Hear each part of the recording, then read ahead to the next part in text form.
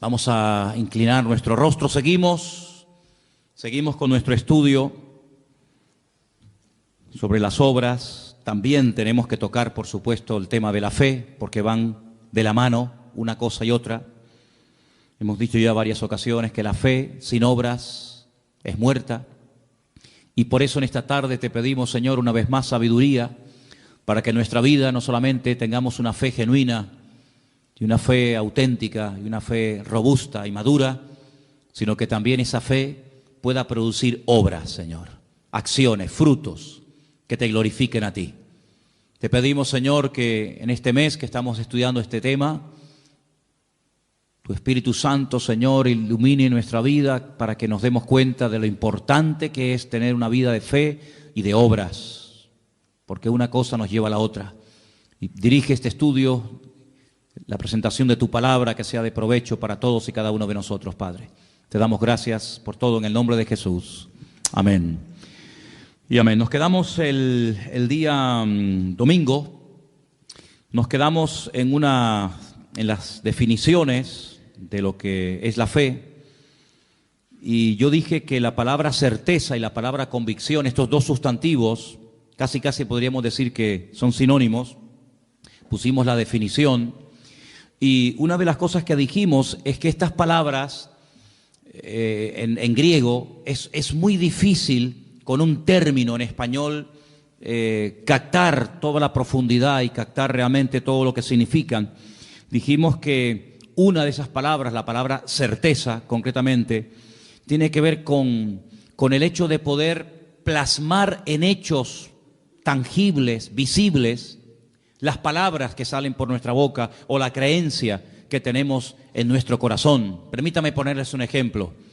Si ustedes han leído y estudiado detenidamente el capítulo 11 de Hebreos, se van a dar cuenta de que a raíz o a continuación de la definición se nos habla de la creación del universo, ¿verdad? En Hebreos capítulo 11 estamos. Dice que por la fe podemos llegar a entender cómo fue creado, ordenado y diseñado el universo, ¿verdad? Y uno dice, bueno, no hubieron testigos el día que Dios creó, no había un grupo de personas que pudieron dar fe de que efectivamente así fue como se creó la tierra, el sol, la luna, las estrellas, etcétera. Pero hay un documento oficial, que es la Biblia, que atestigua de que así fue.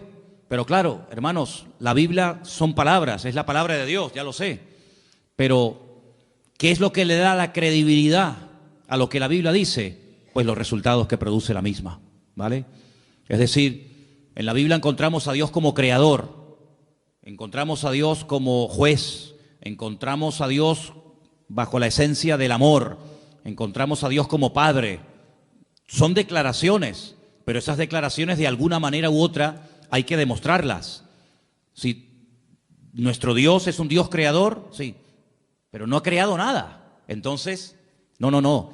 Nuestro Dios ha creado y las obras que Dios ha hecho avalan las palabras. Amén, hermanos. El mismo Señor Jesucristo dice, si ustedes no quieren creer a mis palabras, tienen que creer a las obras que yo hago. Y añade, porque las obras que yo hago dan testimonio de que el Padre me avala, de que el Padre está conmigo. Imagínense que el Señor Jesucristo en una ocasión hizo una declaración tremenda, todos la conocemos. Yo soy la resurrección y la vida. El que cree en mí, aunque esté muerto, vivirá. Hermanos, con todos mis respetos, eso lo puede decir cualquiera. Son palabras tremendas, pero ahora hay que demostrarlo. Cuando el Señor resucitaba a los muertos, pues efectivamente demostraba que Él tiene el poder sobre la muerte porque Él es la resurrección y la vida.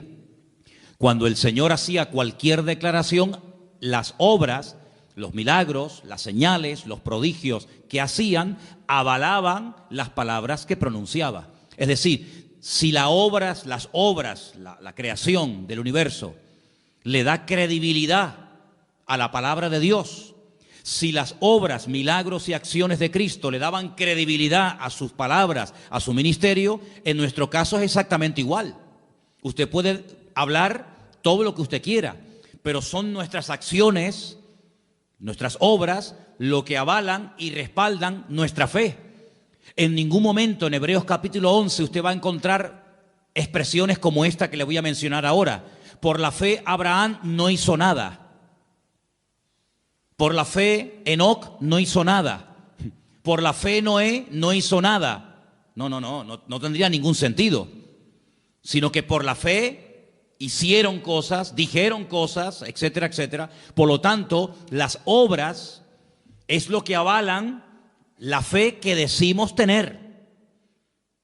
Si no hay obras, si no hay frutos, si no hay resultado, pues nuestra vida es un montón de buenas intenciones y de buenas palabras, pero que nunca se materializan, nunca se hacen realidad. Por eso Santiago es muy claro en esto y dice claramente que una fe sin obras, pues está muerta, no sirve absolutamente para nada. La otra palabra que vimos, la palabra convicción, tiene que ver también con una amonestación o una reprensión que le hacemos al mundo natural aplicando los principios del mundo espiritual o del reino de Dios. Hay una parte en el Padre Nuestro que dice, venga tu reino a nosotros, ¿verdad? Hágase tu voluntad, así en el cielo como en la tierra. Eso es una petición. No todo el Padre Nuestro es una oración de pedir y pedir. Pero hay peticiones en el Padre Nuestro muy interesantes. Una de ellas la que le acabo de mencionar ahora. Venga tu reino, es decir, que lo que tú quieres que se produzca en el mundo natural a través de nuestra vida, de la fe, de la oración, etcétera, se produzcan cambios. Pusimos el ejemplo de Jesús cuando atraviesa el mar en tempestad. Él sabía, porque él era la palabra viviente, que él no moriría ahogado, sino que él moriría crucificado. Por lo tanto, si él sabía perfectamente que no iba a morir ahogado, como temieron los discípulos morir, él lo que hace es que cambia aquella circunstancia adversa y cambia la tempestad en bonanza. Como diciendo, esto no es lo que tiene que ocurrir. Por lo tanto, si esto no es lo que tiene que ocurrir, cambiémoslo entonces, ¿verdad? Porque el Señor nos ha dado la capacidad y el poder, a través de la fe, del nombre de Cristo, de su palabra, etcétera, etcétera, de cambiar ciertas y determinadas situaciones que Él, si estuviera en nuestro caso, también las cambiaría. ¿Me explico? Vamos a leer un versículo muy interesante para que nos demos cuenta una vez más, como traté de compartir el domingo, que tenemos que tener una percepción, una lectura, llámelo discernimiento espiritual más amplio de lo que aparentemente parece que está pasando. El versículo está en Juan, capítulo 4, versículo 35. Juan, capítulo 4, versículo 35. Presta atención a estas palabras porque tiene que ver con la visita de Jesús a Samaria. Y dice lo siguiente, Juan 4, versículo 35. ¿No decís vosotros, aún faltan 4 meses para que llegue la siega? Alzad vuestros ojos y mirad los campos, porque ya están blancos para la siega. Si ustedes dicen faltan 4 meses para que llegue el tiempo de la siega, y yo les digo que el tiempo de la siega ya ha llegado. Por lo tanto, hay una diferencia entre vuestra opinión y la mía. Hombre, sabemos que no está hablando de una cosecha de trigo, de maíz. Sabemos que está hablando con términos espirituales, en términos naturales, pero de temas espirituales, ¿verdad? Por lo tanto, la lectura que a veces hacemos de una situación puede ser muy diferente a la lectura que espiritualmente tenemos que darle a una determinada situación. Por ejemplo, hay un momento en el ministerio del Señor Jesucristo que Él anuncia clarísimamente que cuando vayan a Jerusalén, Él va a caer en manos de los judíos y lo van a prender y lo van a maltratar y va a morir y va a ser crucificado. Y claro, uno de sus discípulos, en ese deseo de que no le pase nada a su maestro, le dice, no, Señor, no, que de ninguna manera te acontezca esto. Claro, si hubiéramos estado allí nosotros, hubiéramos dicho, oye, ¿cómo se preocupa Pedro por el Señor, verdad? El Señor está diciendo que lo van a matar y Pedro dice, no, si te van a matar en Jerusalén, vayamos a Capernaum, ¿para qué vamos a Jerusalén? Sin embargo, el Señor no lo felicita. El Señor lo reprende. El Señor le dice, apártate de mí, Satanás. Pues, Señor, sí, es que en este momento está hablando el diablo a través de tu boca.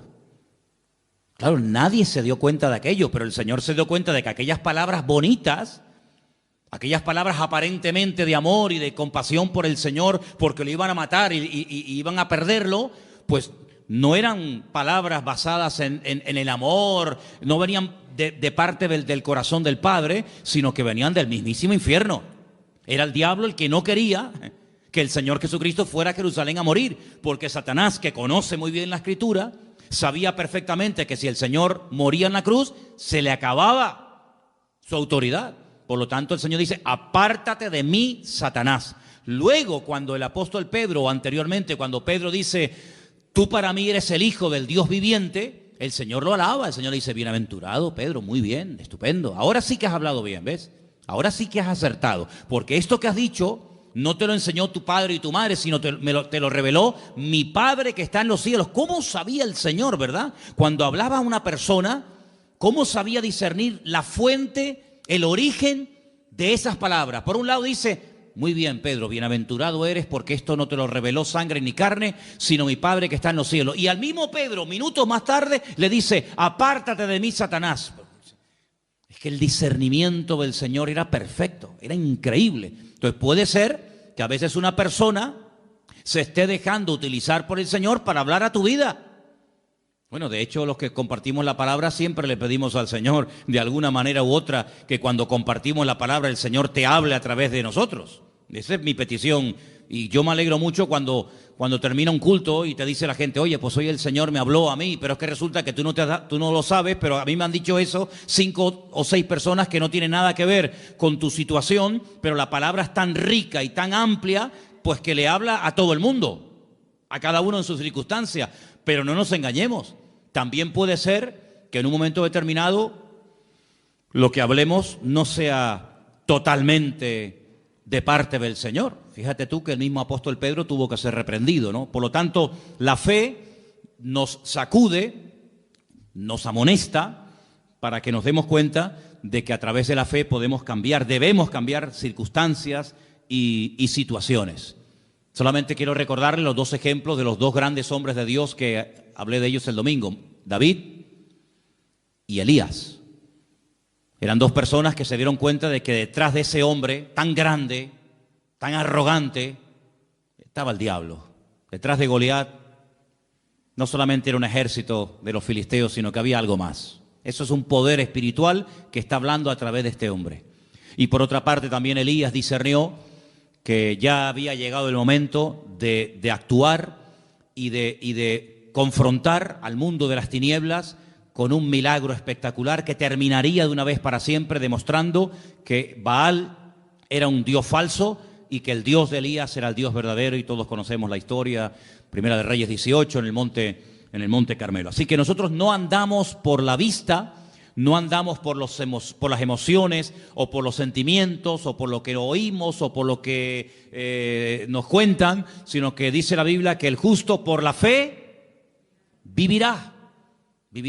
El texto original, que es un texto del Antiguo Testamento, está en Habacuc, dice que el justo por la fe existirá, logrará existir. La existencia misma depende de la fe, del conocimiento que tengamos de parte del Señor. Yo dije también el domingo, y quiero repetirlo, que la fe del creyente no es una fe loca, no es una fe ciega, no es una fe disparatada, basada en nada. No. La fe del creyente, la fe genuina, la fe del Señor, en nosotros está basada en el conocimiento y en la experiencia.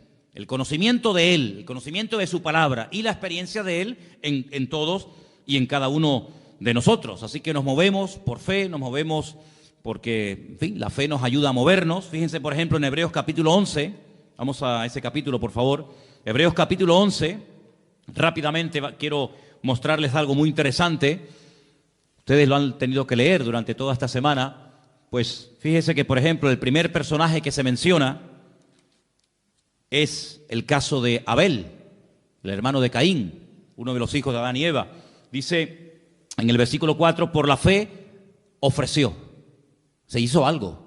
¿Cómo sabemos que Abel tenía fe, porque ofreció al Señor más excelente sacrificio que su hermano Caín.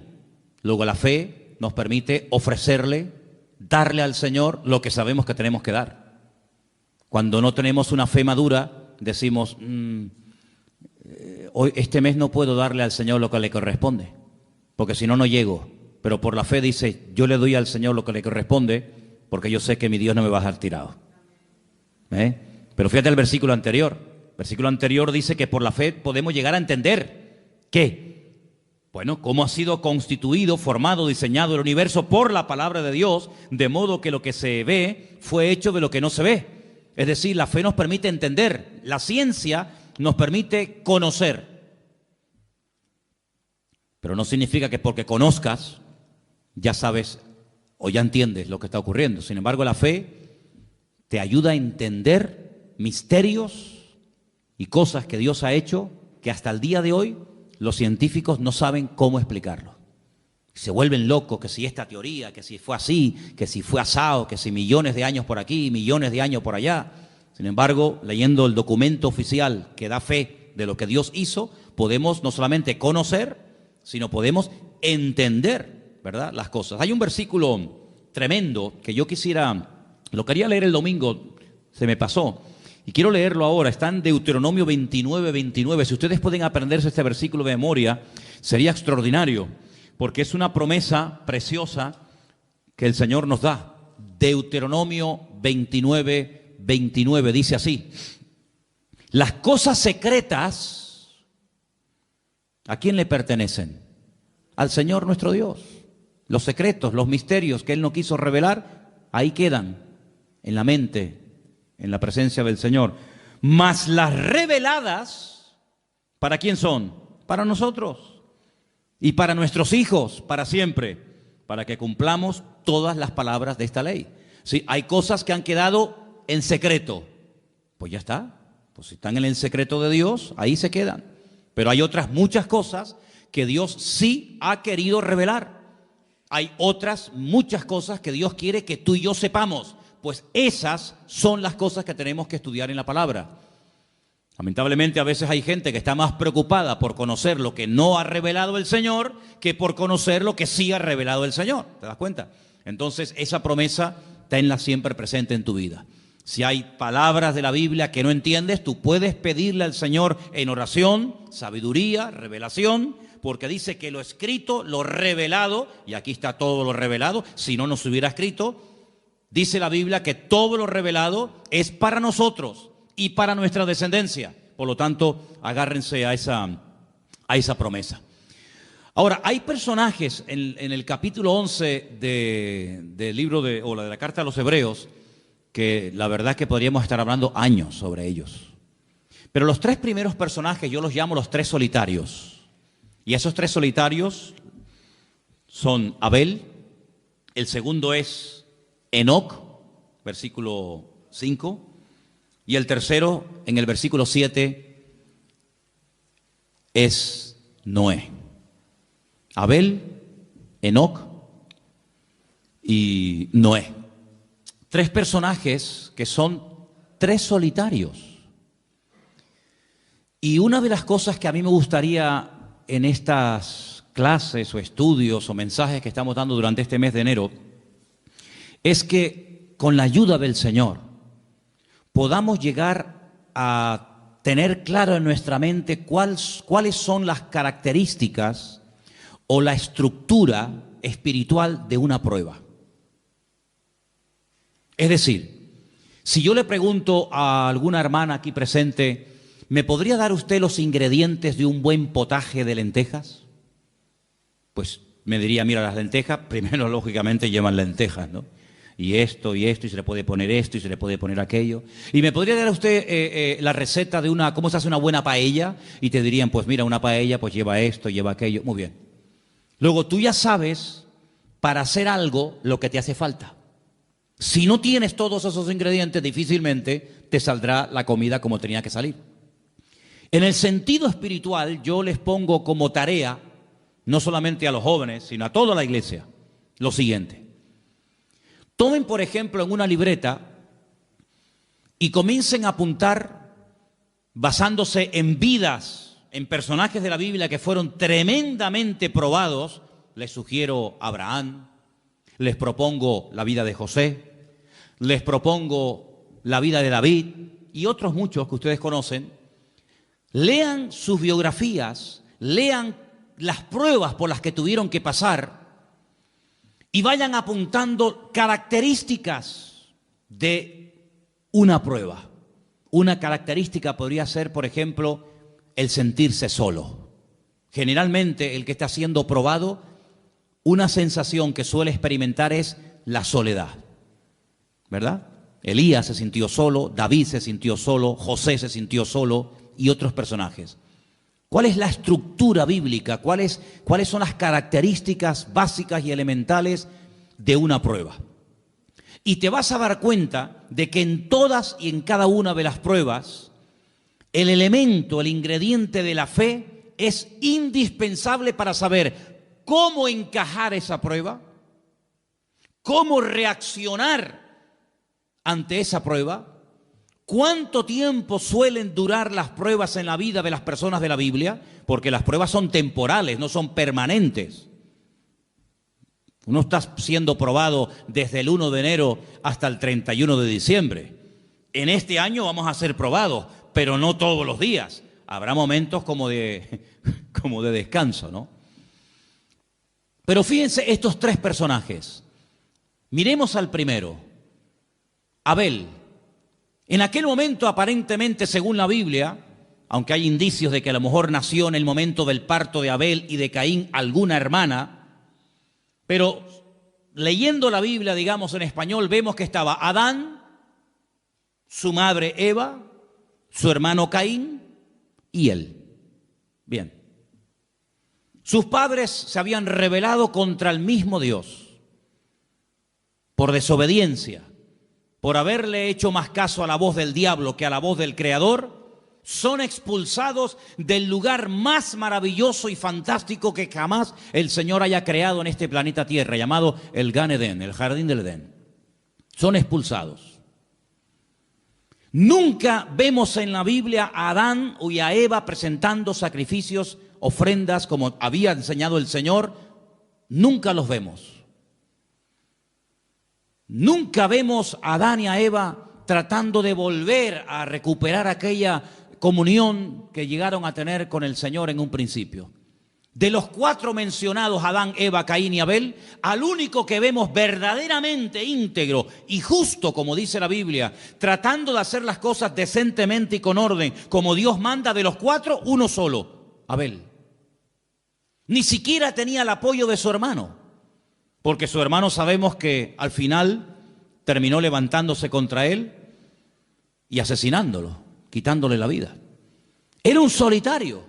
No vemos que tenía el apoyo de sus padres, no vemos que tenía el apoyo de sus hermanos.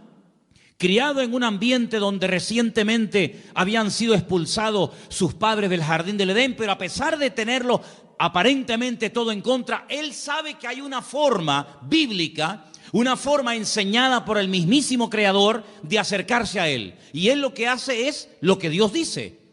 Le trae al Señor una ofrenda que dice que aunque lo terminó matando su hermano, la sangre y la ofrenda de Abel hablaba a su favor. Era como un testigo, no mudo, pero como un testigo delante de la presencia del Señor, hasta el punto que cuando le pregunta el Señor a su hermano Caín, ¿dónde está tu hermano Abel? Y él le responde de una forma irónica o arrogante, ¿soy yo acaso guarda de mi hermano? ¿Yo qué sé? El Señor le dice, la voz de la sangre de tu hermano Abel llega a mi presencia. Es decir, que hay algo que atestiguaba de que esa persona era inocente. Dice la Biblia que era justo, pero sin embargo, a pesar de que era una buena persona, en ningún momento vemos que Dios le habla. Yo no veo a Dios hablándole a Abel.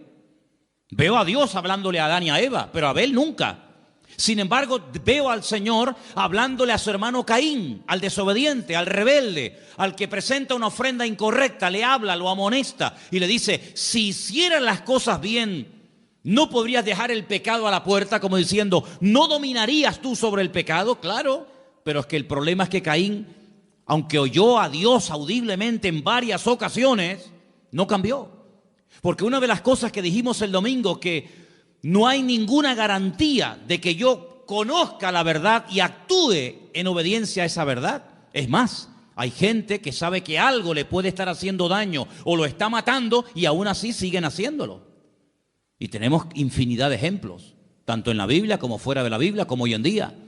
Conocemos a personas que incluso han entendido el Evangelio y le han dado las espaldas a Dios y no han querido obedecer la palabra. Luego, el conocimiento es importante, pero cuidado, el conocimiento puede ser la mayor bendición para tu vida o puede ser la peor tragedia, en el sentido de que el conocimiento te da vida o te mata.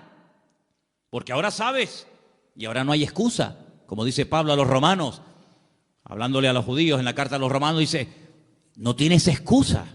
No tienes excusa porque tú sabes, tú conoces desde niño la palabra del Señor, pero no la pones en práctica en tu vida. ¿Te das cuenta?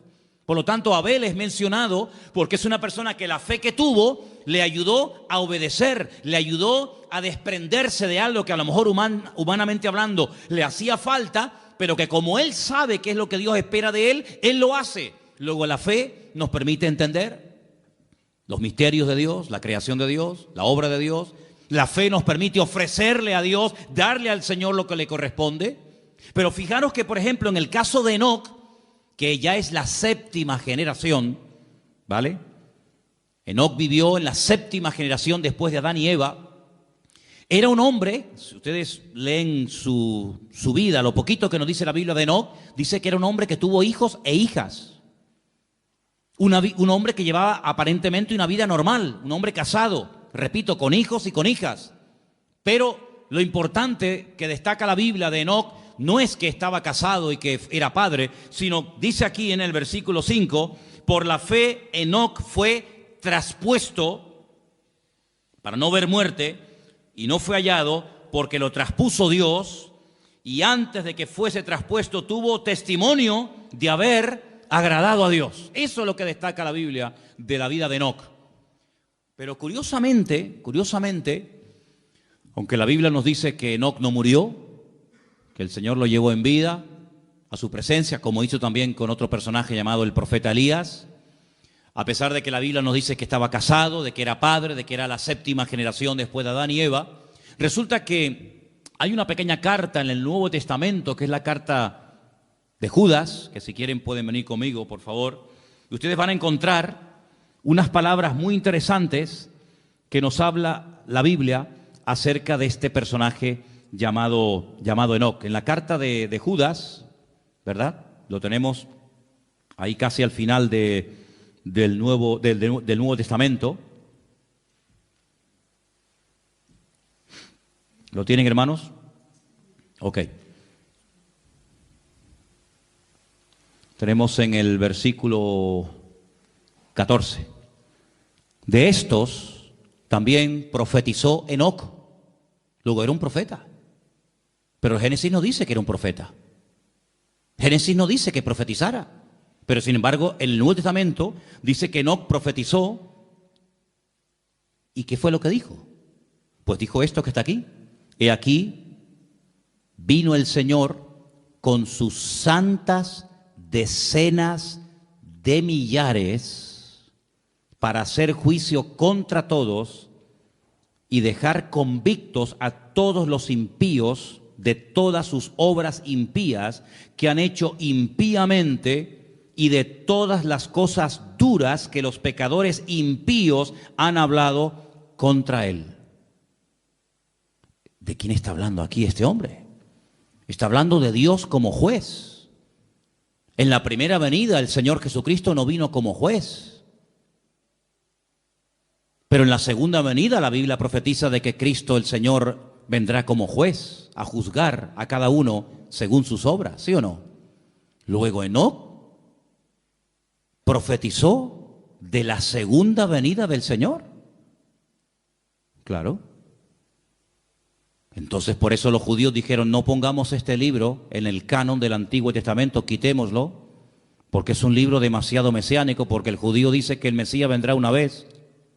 Perdón, los judíos dicen que vendrá una vez, Nosotros creemos que vendrá 2 veces, ya una que vino como rey, como siervo, y la segunda como rey, como juez. Y si ahora este hombre Enoc dice que debe venir al Señor como juez a juzgar a todos, pues esto como es. Y entonces por eso quitaron el libro de Enoc, pero que se puede leer, es un libro interesantísimo, por cierto. Y habla muchísimo acerca de aquellos pecados que había antes del tiempo del diluvio y todo aquello, ¿verdad? Entonces fijaros cómo este hombre vivió tan cerca de Dios, pero por lo visto era el único que destacaba en aquella generación. No había millones, no había miles de personas, pero él, a pesar de que era un padre que tenía que trabajar y atender a su familia, a su esposa, a sus hijos, dice que caminó con Dios y caminó tan cerca de Dios que el Señor dijo, vente conmigo. Y el Señor se lo llevó a su presencia, lo arrebató. Es el primer ejemplo en la Biblia de una persona que puede llegar a ser arrebatada directamente a la presencia del Señor. Y de ese hombre habla el libro de Hebreos en el capítulo 11. Otro solitario. Abel era un solitario, Enoc fue otro solitario, un hombre seguramente incomprendido, un hombre al cual no le hicieron mucho caso, pero un hombre que está ahí en la Biblia. Y luego también nos habla de un tercer personaje llamado Noé, un hombre que vivió en una generación incrédula, desobediente, agresiva, violenta. El mundo le dio las espaldas. Noé no podía contar con nadie, con nadie. A veces hay gente que no son creyentes, pero puedes contar con ellos para que te echen una mano en algo o lo que sea. Pero Noé, con los únicos con los que pudo contar fue con sus hijos. Gloria a Dios. Y estuvo 120 años, hermanos, 120 años construyendo aquella nave, aquel arca enorme. Y predicando, porque dice la Biblia que era pregonero de justicia, si no solamente estaba todo el día cortando madera y poniendo cada tablón en su sitio, sino que era un hombre que predicaba y decía, no, estoy haciendo esto por esto, por esto, por esto y por esto, porque dice que con temor preparó el arca. Y vemos un ejemplo de una fe constante, porque la Biblia nos ordena y nos manda a los creyentes a ser personas constantes en la fe. ¿Cuántos dicen amén? Es uno de los grandes problemas de mucha gente, la falta de constancia.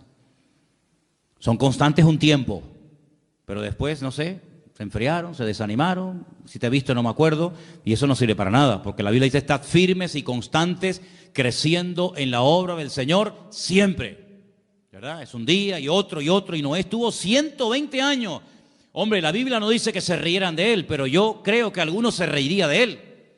La Biblia no dice que se metían con él, pero yo, en mi opinión particular y mi opinión personal, yo creo que más de un vecino diría, pero tú estás loco. Llover, ¿qué es eso de llover? Explícame. Bueno, hasta ese momento no había llovido. La Biblia dice que subía un vapor de la tierra y que era lo que regaba los campos. Así que nunca habían visto caer agua del cielo a la tierra, pero sin embargo Noé le creyó a Dios. Y estuvo trabajando y trabajando y trabajando y toda su vida giraba en torno a la obra de Dios. Involucró a su familia, que esto es muy bonito, hermanos. Los que somos padres, y ahora el mes que viene hablaremos de esto, es muy importante que oremos por nuestros hijos para que no solamente se conviertan, sino que logremos que las familias están involucradas todos los miembros de la familia en la obra del Señor. ¿Habrá mayor privilegio para un padre que ver a sus hijos involucrados en la obra del Señor? Puede ser que uno esté en la música, otro esté en la danza, otro esté en la escuela dominical, otro esté sirviendo al Señor a tiempo completo, pero me da igual. Pero lo hermoso y lo que debemos de orar es para que todas las familias, los miembros de la familia, estén todos involucrados en la obra del Señor, como Sem, Can y Jafet, hijos de Noé, aprendieron a apoyar a su padre y sobre todo en la obra que su padre hacía, que era la obra del Señor. Amén, hermanos. Cuidado, y las esposas de estos también, porque estaban casados los tres. Entonces ellos eran cabezas de hogar. Eran hombres que supieron dirigir a sus mujeres a la obra de Dios, al servicio del Señor. Y hermanos, todos los que estamos aquí esta noche y todos los habitantes del planeta Tierra le debemos la vida a Noé. Porque ese hombre se mantuvo y durante 120 años estuvo trabajando para el Señor. No conoció a Dios como creador, como el caso de Adán y Eva. Conoció otro aspecto de la naturaleza, de la esencia del Señor, muy interesante y poco predicado, como es la justicia. Porque Dios es severo, Dios es justo, Dios es un juez justo. Y Dios dijo, basta, se cansó. Y curiosamente, fíjate tú por dónde, El mismísimo Señor Jesucristo en Mateo capítulo 24 lo menciona, ¿verdad? ¿Os acordáis? Dice que antes de la venida, antes del fin del tiempo, dice, será como los tiempos de Noé. Como los tiempos de Noé. ¿Cómo eran los tiempos de Noé? Léalo, estúdielo, y así serán nuestros tiempos, porque dice la Biblia que como que se vuelve a repetir otra vez la historia. Así que estos tres personajes yo los llamo los tres solitarios. Abel, sin apoyo de la familia ni de su hermano. Enoc, solito, caminando con Dios, no se menciona a nadie más en ese tiempo. Y después también Noé, una persona que fue fiel al Señor hasta las últimas consecuencias. Ahora vamos a leer algunos versículos en esta noche. El versículo que vamos a leer ahora de Romanos 10, 16, ya se leyó el domingo. A mí me gustaría que algún hermano entre nosotros, que yo le había pedido a Priscila que me leyera estos versículos, pero... perdón, yo es que te estaba buscando, pero como no te veía... Ok, perdón. Romanos 10, 17, pero vamos a leerlo como dice la Biblia y no como lo mencionan muchos. ¿Se acuerdan lo que dije el domingo? ¿Qué dice la gente por ahí? Hermano, la fe viene por oír y por oír la palabra de Dios. Pues no, señor, eso no dice la Biblia. La Biblia dice, Romanos 10, 17. Así que la fe es por el oír y el oír por la palabra de Dios. La fe es, no dice que viene, la fe es, ¿verdad? Es decir, el elemento indispensable para que nuestra fe se mantenga firme, ¿cuál es? La palabra. Por eso dice el apóstol Pablo que la palabra, que es el medio por el que viene la fe, abunde en abundancia en vosotros. Y yo creo que no digo ningún disparate cuando diga esto. Cuanto más palabra, cuanto más conocimiento del Señor usted tenga a través de su palabra, más robusta será su fe. ¿Cuántos dicen amén? Cuanto más ignorante sea usted de la palabra de Dios, más débil será su fe. ¿Por qué hay momentos en los que uno dice, yo no tengo ningún temor? ¿De dónde le viene a usted esa fortaleza? De las promesas de la palabra de Dios. El Señor es mi pastor y nada me faltará. Pero si usted no supiera la palabra, ¿a qué se agarra? Luego, nosotros no hemos tenido un contacto directo y personal, por ejemplo, como tuvieron los discípulos con el Señor Jesucristo. Ya nos hubiera gustado a nosotros, digo yo, haber estado debajo de una higuera o de una palmera o en la barca o en una montaña escuchando predicar y enseñar al Señor. Si yo les preguntara esta tarde, ¿a ustedes a quién les gustaría que estuviera predicando debajo de una palmera? ¿Manolo Sierra o el Señor Jesucristo? Hombre, claro, ya me contará, por supuesto, pero no tuvimos ese privilegio. Ellos sí lo tuvieron. De hecho, el Señor lo dice. Cosas que los profetas y reyes desearon ver y oír y no vieron ni oyeron. Ustedes tienen ese privilegio. Pero a nosotros nos ha llegado el conocimiento de la palabra por transmisión, de generación en generación. ¿Cuántas generaciones calculamos el domingo que habían pasado desde Cristo hasta nosotros hoy en día? Unas 50 generaciones. 50 generaciones. Calculemos que cada generación es aproximadamente 40 años. Pues bueno, 50 por 4, ¿cuánto es? Pues eso. 5 por 4, 2000 años, ¿vale? 40 años por 50, 2000 años. Y usted dice, 2000 años. 2000 años no es nada, hermano. No es nada. 2000 años no es nada. Son 2 días. ¿O no? La Biblia dice que para el Señor 1000 años es un día. Han pasado 2 días. 2 días. Para el Señor son 2 días. Y claro, después a nuestros hijos en la escuela le obligan a creer que este hueso o que este fósil tiene 250 millones de años. Y nadie dice nada, porque lo dijo fulanito de tal. Y cuando nosotros decimos que desde Cristo hasta nosotros han pasado 2000 años o 2 días, todo el mundo se lleva las manos a la cabeza. Pero hermanos, es la pura realidad. Yo llegué a conocer a mis bisabuelos. No sé si alguien aquí llegó a conocer a su bisabuelo o a su tatarabuelo. Yo conocí a mi bisabuelo y a mi bisabuela perfectamente y hablé con ellos y como si fueran mis abuelos. Y eran los padres de mi abuelo, que murió con 106 años, imagínese usted. Y uno dice, bueno, pues conocí a mi padre, conocí a mi abuelo y conocí a mi bisabuelo. Ya conocí 3 generaciones hacia atrás. Más yo 4, ya somos 4 generaciones. Así que no hay tantas generaciones desde los tiempos de Cristo hasta hoy en día. Y además tenemos la gran ventaja de que esas 50 generaciones han dejado mucho legado histórico.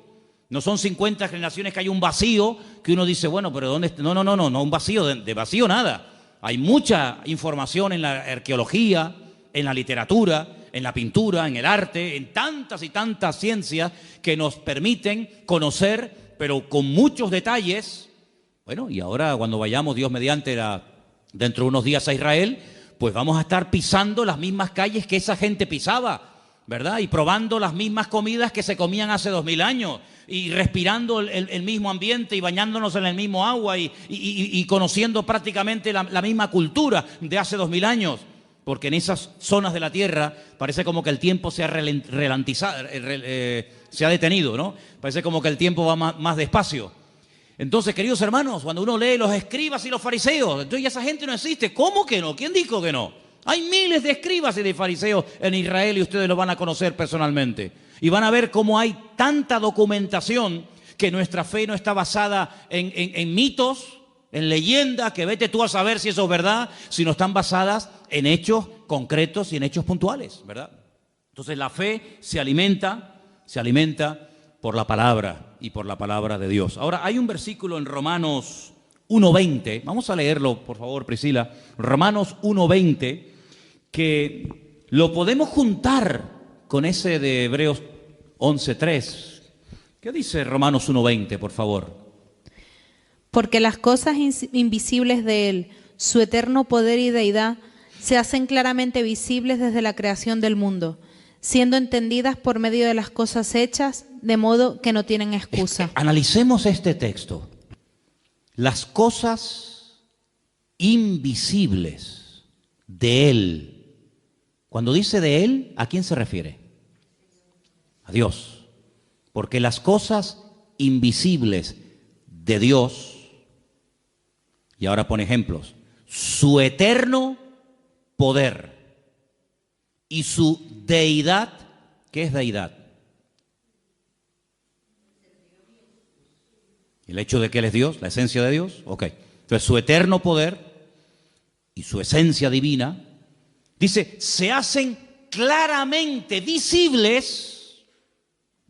¿Cómo?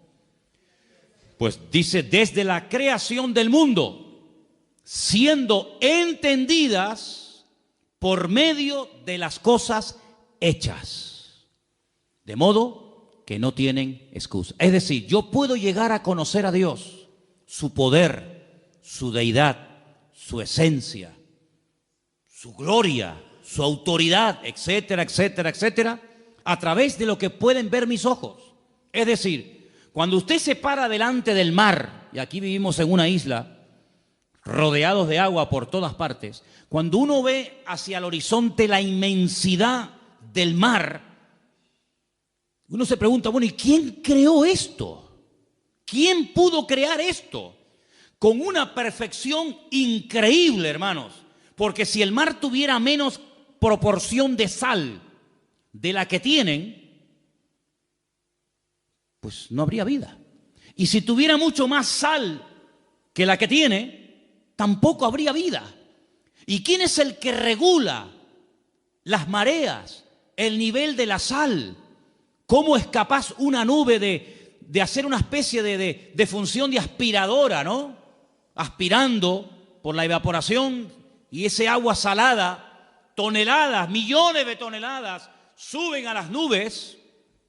Se produce un proceso impresionante. Y cuando el Señor quiere que ese agua que ha subido caiga allí, pues manda el viento justamente en esa dirección y lo detiene encima de esa ciudad o encima de ese país o encima de ese continente, y hace que ese agua salada se haya convertido así en agua dulce. Y cae sobre la tierra y riega los campos. Y tenemos sandías y melones y tenemos agua dulce. Y cuando ese agua ya ha dado a la tierra lo que tenía que darle, pues el sobrante va por los cauces y por los ríos y vuelve otra vez a entrar en el mar y se convierte otra vez en agua salada y vuelve otra vez un proceso, hermanos, no eterno, porque la creación no es eterna, como decían los griegos, sobre todo Aristóteles, que la creación y la materia es eterna. No, señor, la materia tuvo un principio y ese principio, ¿cuándo fue? Cuando Dios lo estableció. Y nadie puede explicar muchas cosas, pero la Biblia sí explica muchas cosas que los científicos hasta el día de hoy son incapaces de entender. Porque, como dije antes, la fe nos permite entender, no solamente conocer, sino entender. Y tú ves a una vaca manchada de blanco y negro, ¿no? Esas vacas tienen una raza, ¿cómo se llama? La vaca, estas vacas lecheras. Frisonas, las vacas frisonas. Y tú las ves en esos prados allí en Galicia, o las ves en esos prados en Asturias, o por cualquier otra parte del mundo, y está comiendo hierba verde. Y tú dices, pero una hierba verde, una vaca negra, y da leche blanca. Es algo impresionante. Y así tantas y tantas cosas que tú dices, Dios mío, pero hay una armonía, hay una perfección, hay un colorido, hay un diseño, algo increíble. Y hasta Dios ha dotado de una capacidad, de una inteligencia a los animales tremenda. Fíjense, por ejemplo, las langostas, no las langostas estas de mar, sino las langostas estas, los insectos. Incluso creo que las de mar también tienen el mismo proceso 3 o 4 veces durante toda su vida. Crecen más de lo que puede contener el caparazón. El caparazón les termina doliendo y haciendo un daño terrible, porque la langosta quiere crecer y come y engorda, pero el cascarón como que la presiona y sufre unos dolores que se tiene que meter entre rocas y empieza a frotarse entre las rocas hasta que se arranca el caparazón de cuajo. Y sale y crece hasta que le sale otro caparazón y vuelve otra vez a sentirse incómoda dentro de ese caparazón que le impide crecer. Y entonces vuelve otra vez a esconderse y se frota y se golpea contra las rocas y se arranca el caparazón y vuelve otra vez, y así durante toda su vida. Es decir, que si a esa langosta la llevaran al médico porque tiene dolores y le ponen una pastilla o una inyección, le impedirían crecer, le quitan el dolor, pero frenarían su crecimiento. Luego el dolor es lo que hace que se desprenda de lo que le oprime para que pueda seguir creciendo. Es decir, el Señor en nuestra vida a veces nos presiona y nos prueba para que entremos en su presencia y Él nos quite lo que nos oprime, el crecimiento, para que podamos seguir creciendo y avanzando para la gloria del Señor. ¿No es sabio el Señor? ¿No es sabio el Señor? Y hay gente que cuando ve una abeja parece que han visto un dinosaurio y salen corriendo. Pues la vida en el planeta Tierra sin las abejas sería totalmente imposible. No habría vida sin abejas. ¿Qué te parece, amigo? Son cosas que uno dice, Dios mío, hay una perfección. Y es que la creación es un reflejo del poder de Dios, de la deidad de Dios. ¿Quién es el que hace que el sol siempre salga por el mismo sitio y se vuelva a ocultar por el mismo sitio, año tras año, siglo tras siglo, milenio tras milenio? Es algo increíble, ¿verdad? Y cómo son la naturaleza, hay frutos para el verano, hay frutos para el invierno, hay frutos para esto, hay frutos para aquello. Si una perfección absoluta, dice que viendo todo eso, que es lo visible, son las obras visibles del Dios invisible, llegamos a la conclusión de que tiene que existir una mente, y es la mente y la presencia de nuestro Dios. ¿Cuántos dicen amén? Pero el hombre es tan bruto, tan cerrado de mollera, que no quiere aceptar que hay un creador. Mira, hay gente atea que no tiene problema en aceptar y en admitir que hubo una persona llamada Jesucristo. No tiene ningún problema, porque sería una barbaridad no querer reconocer que hubo un personaje en la historia llamado Jesucristo.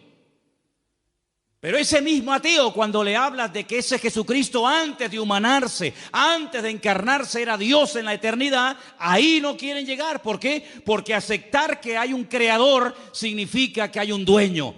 Y aceptar que hay un creador y un dueño significa de que yo soy producto de su creación y tengo que someterme al creador y al dueño de la creación. Y ahí no llegan, amigos. Entonces prefieren darle la gloria a cualquier otra teoría, prefieren aceptar cualquier otra opinión, por disparatada que sea, antes de reconocer que hubo un Dios que puso un orden y un diseño y cada cosa en su sitio, y a través de lo visible podemos entender que Dios es un Dios real y poderoso. ¿Cuántos dicen amén? Entonces, sin fe es imposible agradar a Dios, porque dice que el que se acerca a Él o el que quiere comenzar a entender las cosas, lo primero que tiene que entender y aceptar es que hay un Dios creador. Conocí una vez a una persona que me dijo: yo creo de Cristo para adelante, pero no creo ni acepto nada de Cristo hacia detrás. Y le dije: ¿por qué? Dice: porque yo soy un hombre de ciencia. Y yo le dije: usted no es un hombre de ciencia, usted lo que es un necio, según la Biblia. Porque si usted no acepta de Cristo hacia atrás, ¿en qué basa usted su fe? Si no hubiera un antes de Cristo, lo que llamamos vulgarmente un Antiguo Testamento, ¿sobre qué se construye el Nuevo Testamento? ¿Sobre mitos? ¿Sobre opiniones? El Nuevo Testamento no tendría ninguna credibilidad si no hubieran unas profecías del Antiguo Testamento escritas cientos de años y miles de años en algunos casos, y que le dan credibilidad al Nuevo Testamento. Y lógicamente un Antiguo Testamento sin el Nuevo Testamento pues sería una historia que no termina nunca de cumplirse, sino simplemente un montón de palabras y de buenas intenciones y de muchas profecías que se dijeron en el tiempo y en el espacio, pero que nunca tuvieron un fiel cumplimiento, sobre todo en la persona de Cristo. Por lo tanto, ambos se necesitan el uno al otro. El antiguo necesita del nuevo y el nuevo pacto necesita del antiguo pacto, y ambos se complementan, ¿verdad? Ahora, quisiera que leyéramos en esta noche en Hebreos 1, versículo 2. Hebreos capítulo 1, versículo 2, por favor. ¿Lo tenemos?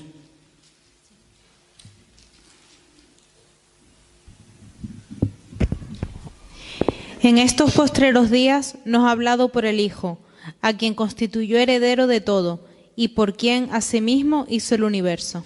En estos postreros días. ¿En qué postreros días? ¿En los que se escribió Hebreos o en estos? Porque hoy en día estamos más en los postreros días que hace 2000 años cuando se escribió la carta a los hebreos, ¿sí o no? Si en aquellos tiempos ya se estaba hablando de los postreros días, imagínense nosotros hoy en día. En estos últimos días nos ha hablado por el Hijo, a quien constituyó heredero de todo. ¿Quién lo constituyó heredero de todo? El Padre. Bien. Y por quien asimismo hizo el universo. ¿Quién hizo el universo? ¿Dios o Jesucristo?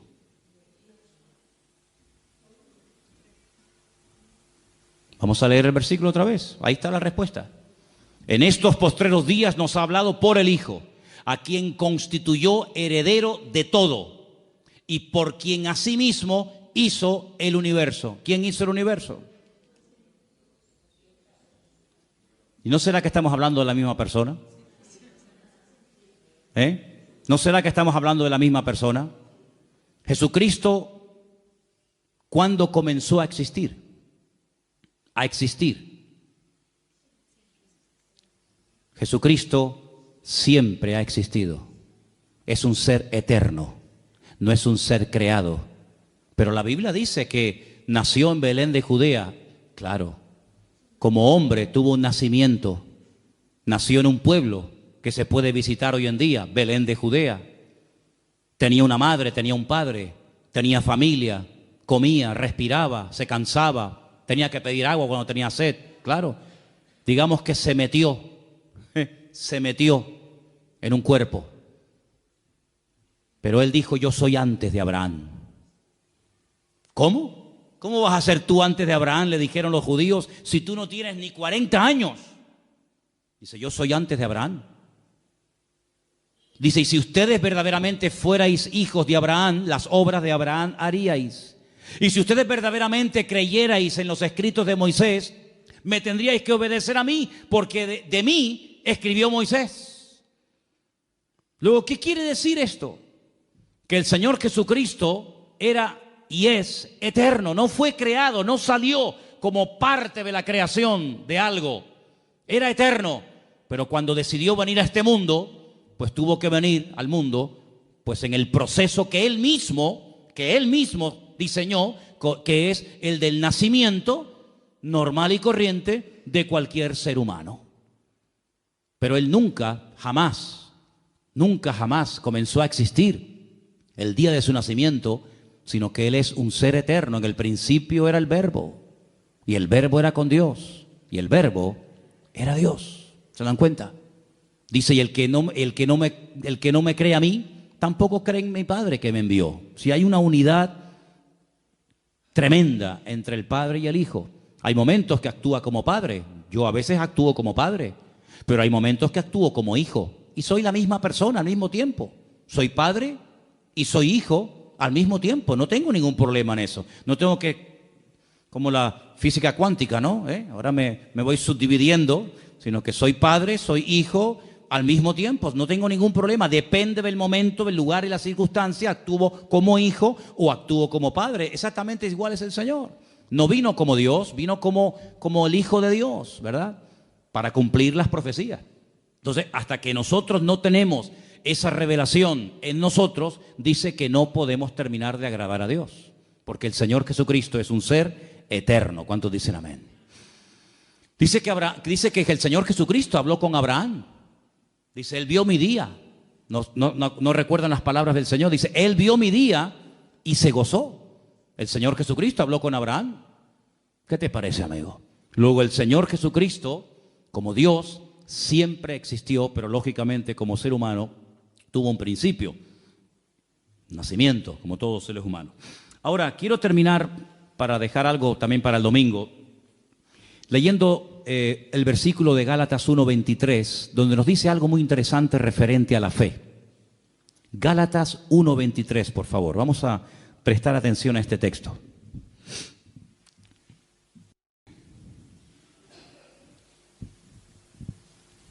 Y dice: solamente oían decir, aquel que en otro tiempo nos perseguía, ahora predica la fe que en otro tiempo asolaba. Dice que Pablo predicaba la fe que antaño perseguía.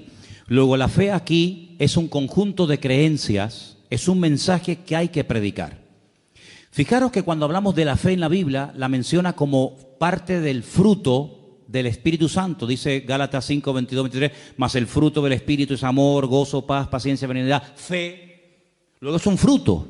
Un fruto es algo que va madurando con el paso del tiempo. Y menciona la fe como una de las características, como parte del fruto que produce el Espíritu de Dios en nosotros. Luego, en nuestra vida, aunque sea como fruto, la fe se tiene que notar.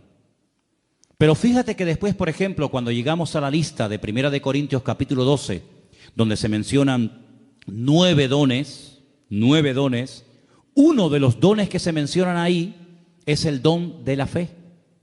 Luego, ¿qué es? ¿Un fruto o es un don? Bueno, a veces es un fruto y otras veces es un don.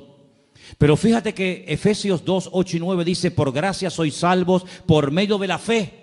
Y esto no de vosotros, pues es don de Dios. Hay 3 cosas diferentes en cuanto a la fe: fruto, don y como medio para obtener la salvación por la gracia. Pero ahora hemos leído un cuarto ejemplo, una cuarta característica o connotación de la fe. Dice que Pablo predicaba la fe. No estaba predicando de un don, no estaba hablando de la fe como un fruto, sino predicaba la fe. Luego, la fe es un conjunto de creencias. Son las dogmas, los principios elementales en los cuales nosotros creemos. Son los dogmas de nuestra fe. Uno de los dogmas de fe nuestro dice que nosotros creemos en la inspiración de las Sagradas Escrituras como palabra de Dios. Uno de los dogmas de fe es que creemos en la obra expiatoria de Cristo en la cruz del Calvario. Es decir, hay unos dogmas de fe y Pablo dice que les predicaba de la fe. Es decir, les predicaba de lo que uno cree. ¿Por qué hay creyentes que se preocupan más en predicar y en compartir con la gente, llamamos inconversa, de lo que no creen que de lo que verdaderamente creen? Hay creyentes que a veces se pegan horas hablando con inconversos y no paran de hablarle de lo que no creen. Mira, nosotros no creemos en esto, no creemos en no sé qué, nosotros no, no, en eso no creemos, no, eso no lo creemos. Termina la conversación, la persona con la que has estado hablando y tomando café toda la santa tarde ya sabe en lo que no creen. Hasta mañana, adiós. Y la señora dice, ¿y en qué cree? Porque si no cree en el Papa, no cree en no sé qué, no cree en no fue canto, no cree en no tal, no cree en cuál, no cree. Pero no me he enterado en lo que creen. Entonces hay que aprender a predicar de la fe. Porque sabe una cosa, generalmente la gente allá afuera tiene más claro lo que tú no crees, pero no tienen claro lo que tú crees. La gente allá afuera sabe que nosotros en nuestras iglesias no tenemos imágenes. Porque ellos saben que nosotros no creemos ni adoramos imágenes. Ellos lo saben. Ellos lo que no tienen muy claro, ¿qué es lo que tú y yo creemos? Y es ahí donde entra este versículo muy interesante que dice que Pablo les predicaba de la fe. Y eso es de lo que tenemos que predicar. Nosotros creemos que Jesucristo murió por nosotros en la cruz, que sin la muerte de Cristo no hay salvación. Nosotros creemos en el cielo, creemos en el infierno, nosotros creemos en la resurrección de Cristo. Así, vamos a predicar más de lo que creemos, porque el diablo a veces es muy astuto y nos pone a gente en el camino que lo que quieren es hacernos perder el tiempo, confesando lo que no creemos. Pero ¿saben dónde está la fuerza, la autoridad y la victoria que revienta el mundo espiritual? En predicar lo que creemos, porque el diablo no quiere que prediquemos en lo que creemos. El diablo no tiene ningún problema en decir, yo no creo en las imágenes y por eso no las adoro. Eso al diablo no le hace daño. ¿Saben lo que le hace daño? Cuando yo digo, yo creo en el poder de la sangre de Jesucristo. Yo creo en el poder del nombre de Jesucristo que venció al diablo y lo derrotó y no tiene ninguna autoridad. Yo creo que mi Señor es el Rey de Reyes y Señor de los Señores. Hermano, el diablo ante eso sale corriendo. No soporta oír a una iglesia y a un creyente que hable de lo que cree y no tanto de lo que no cree. Por eso la fe tiene que ser predicada y compartida. Pablo le decía no solamente eran los Gálatas, ¿no? Sino Pablo también le decía, por ejemplo, a los tesalonicenses, me alegro, me gozo de que la fe que tenéis en el Señor se va divulgando, se va extendiendo por el mundo. En otras palabras, que la gente diga, estos creen en esto y esto. ¿Saben qué bonito cuando la gente de la calle viene a pedirnos oración? Porque ellos saben que nosotros creemos que tenemos un Dios de milagros. Es tremendo. Entonces, eso es lo que tenemos que predicar y compartir cada día más. Todos los personajes, los 18 personajes, creo que ya los han contado, los 18 personajes de Hebreos capítulo 11, todos pusieron su confianza en Dios, se agarraron a las promesas del Señor y fueron fieles hasta la muerte por esa fe y por ese conocimiento que habían adquirido. Y quiero terminar leyendo dos versículos, si me permiten. Salmo 33, los voy a leer yo. Salmo 33, versículo 6 y Salmo 33, versículo 9. Repito, Salmo 33, versículo 6, y dice así: por la palabra de Dios fueron hechos los cielos, y todo el ejército de ellos por el aliento de su boca. ¿Dios tiene ejércitos? Una vez en un campamento de jóvenes en la península, en un tiempo de preguntas, el pastor me dijo, oye, ¿por qué no dejas a la gente que te haga preguntas? Y digo, vale. Y un chico se levantó y me dice, es que yo no termino de entender por qué a Dios se le llama el Dios de los ejércitos. Y yo le dije, es que Dios no es un pacifista. A Dios le encanta la guerra. Y se quedó así como asustado, ¿no? Pero cuidado, espérate. Cuando el Señor habla de sus ejércitos, hay dos aplicaciones de esa expresión. Los ejércitos de Dios habla de su creación, de las estrellas, los astros, todo el firmamento, pero también habla de sus ángeles. En el mundo espiritual hay guerra, ahora mismo hay guerra. Los ángeles, cada vez que la iglesia se pone a orar o a ayunar, cada vez que un cristiano dobla sus rodillas ante la presencia del Señor, los ángeles, hermanos, se revolucionan en el mundo espiritual que ni te imaginas. Hay guerra en el mundo espiritual. No hemos sido creados y diseñados salvo alguna excepción para ver eso, pero yo te puedo asegurar que todo lo que ocurre aquí en la tierra es simplemente una sombra, un reflejo, ¿verdad?, de lo que está ocurriendo en el mundo espiritual. El Señor nos ha diseñado de esa manera que todo lo natural puede proyectar sombra, ¿verdad? Nuestra sombra se proyecta, la sombra no es real, el real soy yo, pero lo real puede reflejar sombra. En el cielo, las batallas que se producen en el cielo, ¿verdad?, entre ángeles y demonios, se reflejan como sombra en la tierra. Entonces vemos guerras por aquí, guerras por allá. Todo eso es simplemente la punta, es como el iceberg. Tú ves a un iceberg y ves una montaña de hielo, pero hay más por abajo que por arriba. Bueno, pues el mundo espiritual es al revés, ¿verdad? Lo grande, lo poderoso se lleva arriba y en pequeña escala se lleva abajo. Está como al revés, el orden está invertido. En la Biblia el futuro está en pasado y el pasado está en futuro. Entonces las mayores guerras que se están librando ahora mismo en el mundo no son aquí en la tierra, son en el mundo espiritual. Pablo dice que nuestra lucha, ¿a quién le habla? A los cristianos. Nuestra lucha no es contra sangre y carne, pero dice que nuestra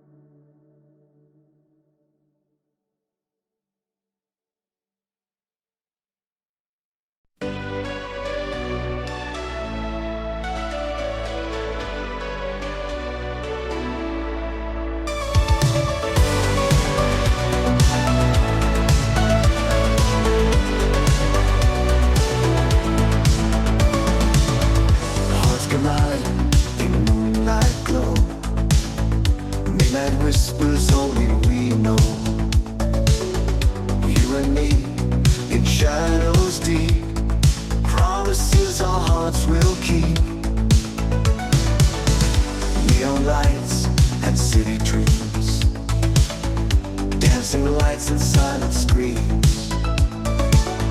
Holding tight, not letting go. In the night our love will show. Echoes of love, loud and clear. In my heart you're always near.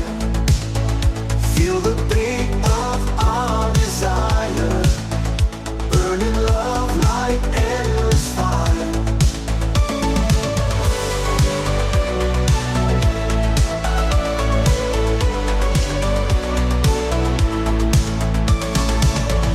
Waves crash under summer skies, love reflected in your eyes.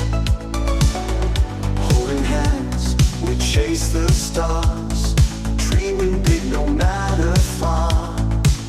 Oh, our hearts, they beat as one, in this night till dreams are done.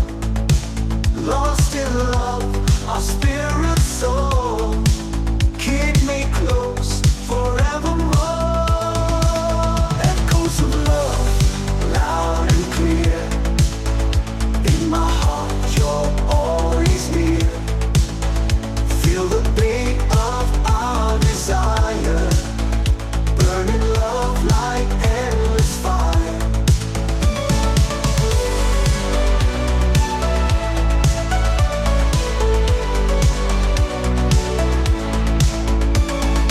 Only dawn's light, we find our way. Love's first light will guide the day.